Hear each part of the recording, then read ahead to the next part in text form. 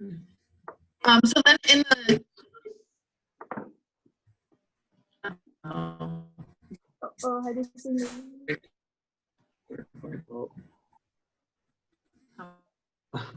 Precies wanneer ik begin. Okay. Yeah.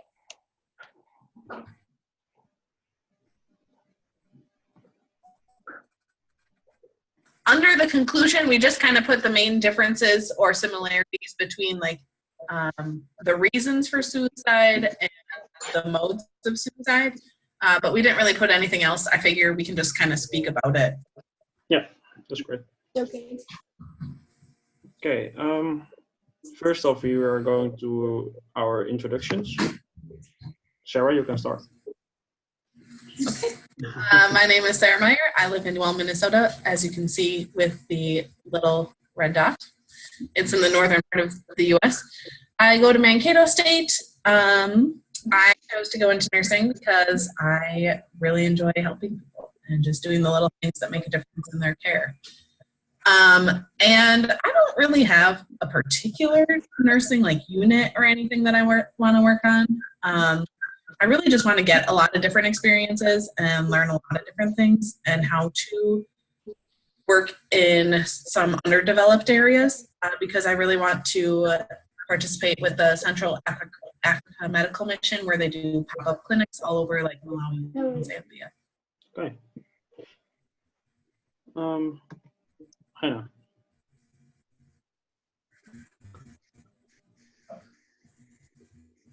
The end.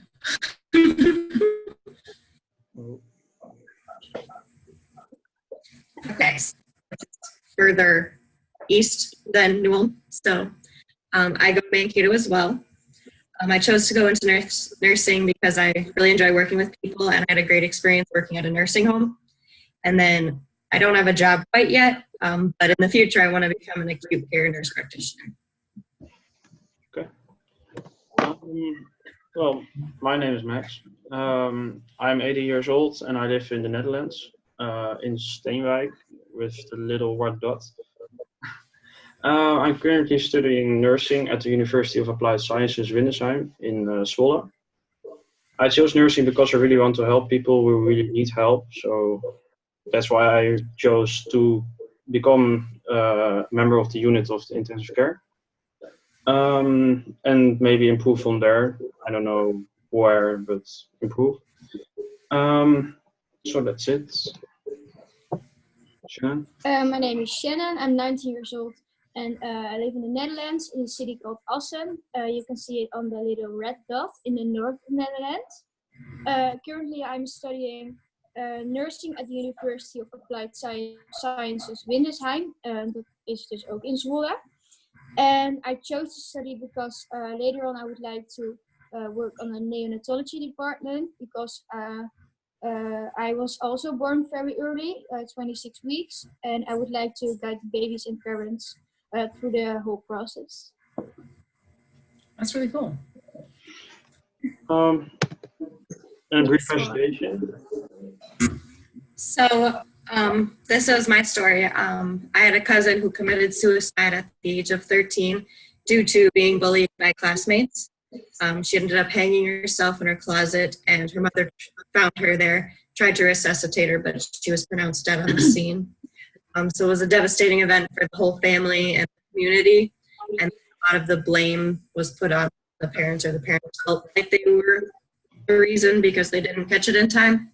And so from the experience, the parents and family created a program to help talk to kids in schools about bullying and suicide prevention and like how friends and family can help prevent suicide in young adults. So, yeah.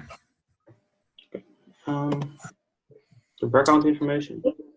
A little background information on the Netherlands. Over the past decade, there has been a significant increase in the number of suicides among young people. Under the 15 to 20-year-olds are compared from 2007 to 2015, more than twice as many young people have died by suicide.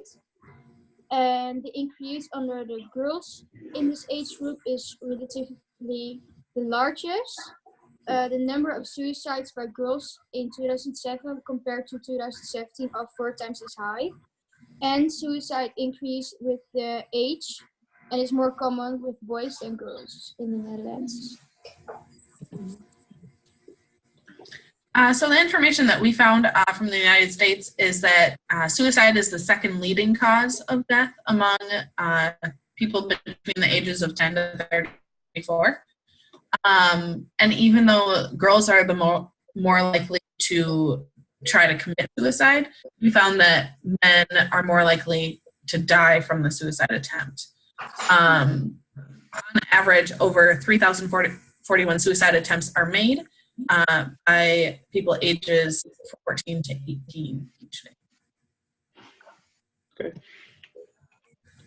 What are the major reasons for suicide in the Netherlands for adolescents? The major reason is depression, 50% of all cases. The second reason is fights with parents or the loss of a loved one. I'm not gonna say them all, but also a big reason is traumatic experience from the past, like from the war. For America? Yeah, so for the United States, depression, substance abuse, loss of a family member or a friend who's suicide, and then having access to firearms and exposure to violence are impacting suicide. And then if they have a history of mental health treatment or have a mental health problem too, increases the chances. Okay. What are the common ways of suicide? There was an extra question. Our main way is by strangling or hanging themselves. And this is the difference. A lot of people here choose to jump in front of a train or a metro. That's a really big difference from here and America. 12% chooses to jump off a height like a building, and 8% chooses medical overdose, and that's in America a lot higher than in the Netherlands. America. So for us over here, the most common way is to use a firearm, since we have access to firearms. The second common is suffocation or hanging, and then our third is overdose. And then there were some little other ones that were less than 2%. So those were the big three.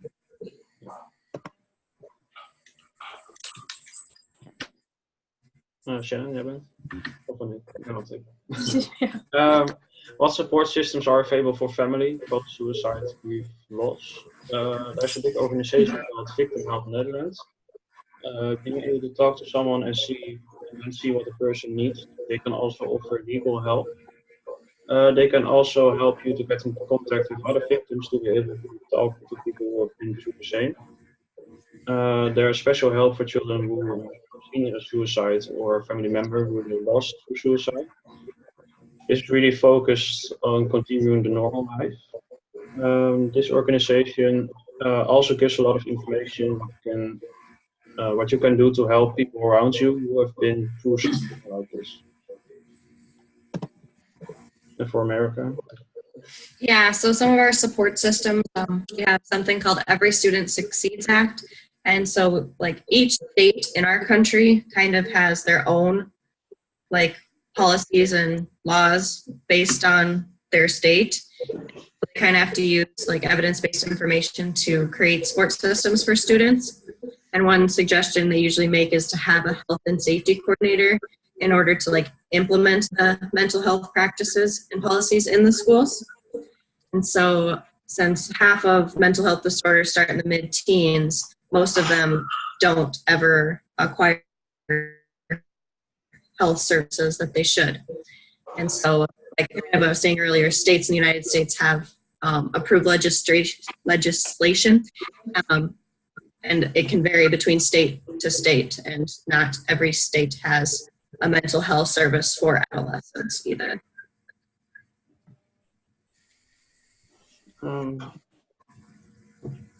Okay, what educational resources are available for adolescents who are at risk for suicide in the Netherlands? On the internet, I found a lot of organizations who are focusing on the prevention of suicides. I found an organization called Suicide Prevention 113, and through this website you can chat or call anonymously with professionals to talk about your own feelings, but also over if you are concerned about someone else in your environment. There are tips how you can deal with the people in your environment who are thinking about suicide. Also, there are some information leaflets, and you can do some tests on the internet. They are going about suicidal thoughts or your anxiety or depression, and then at the end of the test you can get the results, and there are interventions like you need to find help or something like that. I also found the organization Suicide Prevention Trainer, the Gatekeeper, and this organization organizes training to recognize the signals of someone with suicidal thoughts, and then suicide can be discussed. And a gatekeeper are people who can play the key role in guiding people with suicidal thoughts to professional help. And I found another organization called Lentil Suicide Prevention, and that's almost the same as the other. You can also call your practitioner, or your family doctor, or the outpatient unit. And if you are in crisis, you need to contact the GGZ, and that's a mental health organization in Holland.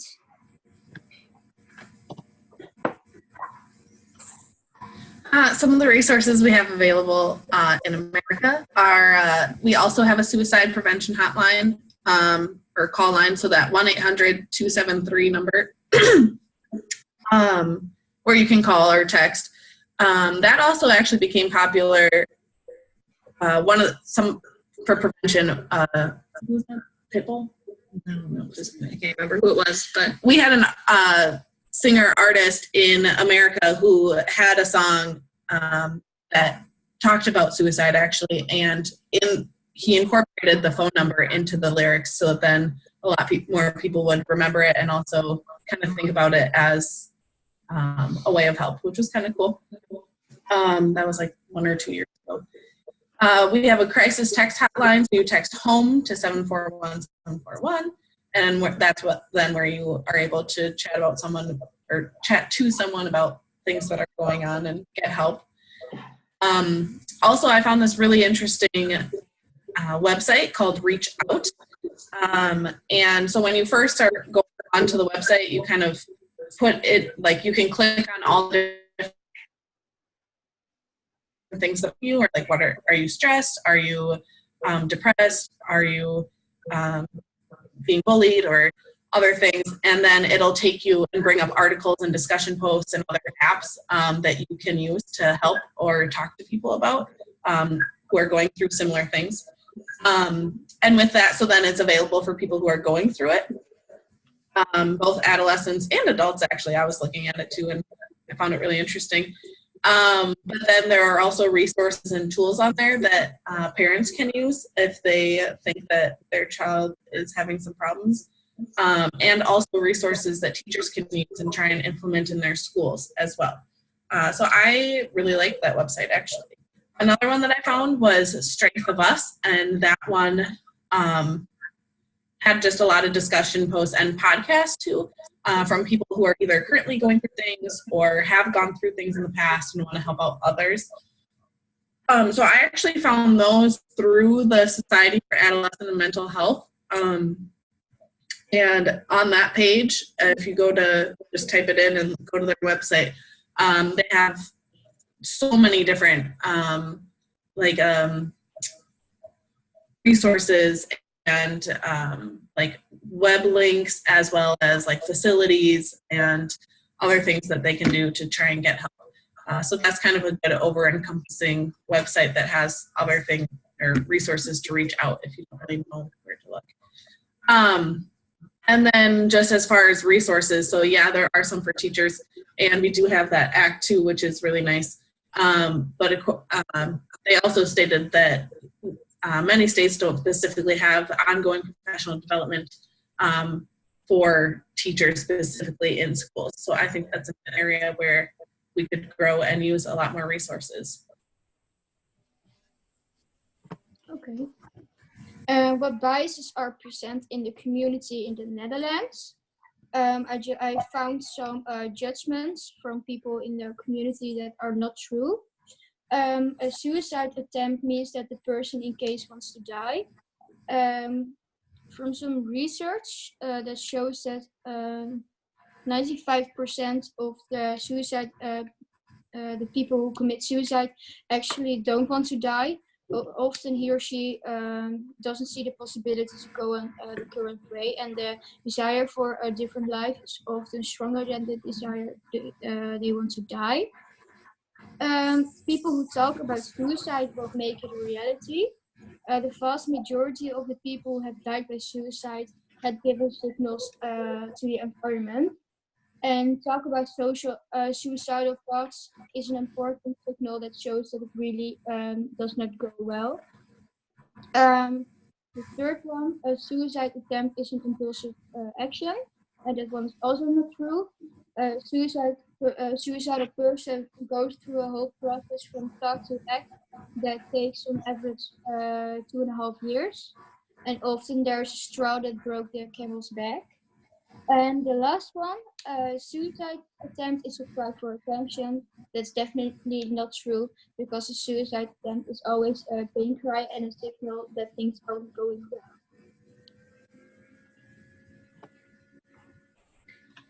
So then I also looked at things in America that people kind of tend to believe that are not true. So one was that suicide only affects individuals with a mental health condition, and that's not true. Not all people who attempt or die of suicide have mental illnesses. Some studies have shown that approximately 54% of individuals have died by suicide do not have a diagnosable mental health disorder. And then another one is, once an individual is suicidal, he or she will remain suicidal. That is also not necessarily true. Usually wanting to commit suicide comes from a place of extreme pain and emotion. And once that pain and emotion is gone, then so will the suicidal ideations. So yeah, they can live a long and great life so long as, they have the help necessary to get kind of through that. Most suicides happen suddenly without warning. It may kind of seem like that, hence kind of the myth. But usually there are warning signs, usually verbally or behaviorally, that kind of precede this. And they will kind of show it, like if you're really paying attention. But if oftentimes, they didn't necessarily, weren't always a child of risk for that necessarily, then people might not necessarily seem to look at it. And so then that's why it's not always recognized. And then talking about suicide will lead to and encourage suicide. And that's also not true. A lot of people believe that, and that's why there isn't a lot of talk about it, or that's why a lot of people kind of think of it as like a weird thing, or they don't want to talk about that because they think that, or like in preventing, they don't want other people to get the idea. But instead then, if you do start talking about it, it kind of breaks down that stigma of people feeling weird about it and allows them to seek help. The more you normalize it, I'm like, no, like it's okay to receive help, then the more that they will do so. Okay. Yes.